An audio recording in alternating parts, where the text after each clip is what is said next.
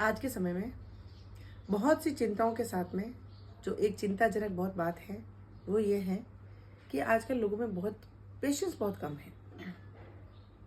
Patience बहुत कम होने की वजह से ये हो रहा है कि एक दूसरे के प्रति बहुत ज़्यादा अग्रेसिव है। एंगर बहुत ज़्यादा है उनके अंदर, गुस्सा अंदर बहुत ज़्यादा है। क्योंकि मैंने आपको एक वीडियो के अंदर बताया था कि लिसनिंग पावर कम है, स्पोकन जो है यानी स्पीकिंग पावर जो है, बोलने के पावर जो है वो बहुत ज़्यादा है। हर कोई व्यक्ति बोलना चाहता है, सुनना कोई नहीं चाहता।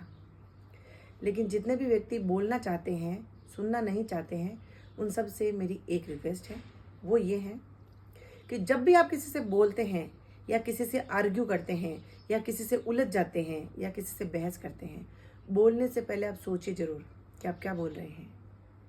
क्योंकि इन फ्यूचर भविष्य में ऐसा नहीं होगा कि आप कभी जाके किसी मोड़ के ऊपर उस व्यक्ति से वापस नहीं मिलोगे। हम मिलेंगे वापस, बोलना भी पड़ेगा कभी वापस। लेकिन अगर ऐसा कोई मोड़ आया और वापस बोलना पड़ा तो मन के अंदर इतनी कड़वाहट न हो कि उस दिन मुझे ऐसा कहा था। होता क्या है, जब दो व्यक्तियों के बीच में, तीन व्यक्तियों के बीच में कोई बात या कोई मतभेद हो जाता है, किसी विचार को लेके मतभेद हो जाता है, तो उसमें क्या है कि हम बोलते बोलते जिस मुद्दे पे हमारी बहस होनी चाहिए उस मुद्दे से तो भटक जाते हैं। लेकिन हम ऐसी अननेसेसरी बातें, ऐसे पीछे की ऐसी कुछ इंसिडेंट, कुछ बातें ऐसी ले आते हैं कि वहाँ पे इतनी कड़वाहट हो जाती है कि आजकल देखिए कि आर्ग्यूमेंट हाथापाई पे बदल जाता है और यहाँ तक कि एक दूसरे के ऊपर मतलब प्रहार करने लगे हैं, वार करने लगे हैं।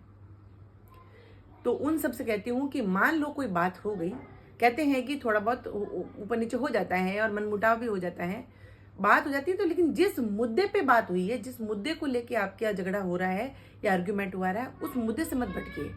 उस मुद्दे पे आप भटकिए मत, उस मुद्दे पे ही आप बोलते रहिए। या बहस होती है तो उसके बारे में सोचिए, अननेसेसरी बातें नहीं होनी चाहिए।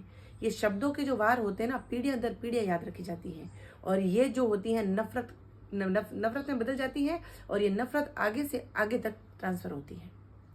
इसीलिए कई जो हमारे पूर्वजों ने ये बात बोली थी कि हथियारों से दिए गए घाव तो फिर भी भर जाते हैं, लेकिन शब्दों से दिए गए वार कभी नहीं भरते। इसीलिए शब्दों का कहते हैं कि तोल मोल के बोलना चाहिए। अगर आप किसी से झगड़ा हो, तो किसी से बहस हो रही है, तो शब्दों का पर आपकी जबान पे आपकी लगाम होनी चाहिए कि आप क्या बोल रहे हैं। आर्ग्यूमेंट करिए, प्रोटेस्ट करिए, लेकिन शब्द कोई ऐसे मत बोलिए कि जिसकी वजह से आपके आने वाली संतान भी भुगत सकती है और आपका पूरा जीवन भी भुगता जा सकता है। इसीलिए आजकल मैं देखती हूँ छोटी छोटी बातों के ऊपर ऐसी पुरानी बातें उखाड़ के ले आते हैं और ऐसे पुराने मुद्दे जिनका कोई लेना देना ही नहीं होता उस झगड़े से, लेकिन फिर भी वो बोल देते हैं। लेकिन ऐसा बोलने के बाद में आप किसी मोड़ पे जाके अगर किसी से वापस बोलना भी चाहोगे, वो शब्द आपके बुलाए नहीं जाएंगे।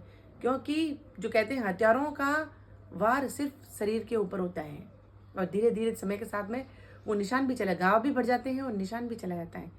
लेकिन शब्दों का वार सीधा दिल पे होता है, दिमाग पे होता है और वो कभी हटते नहीं हैं। वो शब्द हर बार वापस याद आते हैं और कड़वाहट ज़्यादा भर जाती है। इसीलिए जब किसी से कोई बात करें तो शब्दों का ध्यान रखना चाहिए। आपकी वाणी ही सब कुछ है। शब्दों का ध्यान रखें और तोल मोल के बोलें।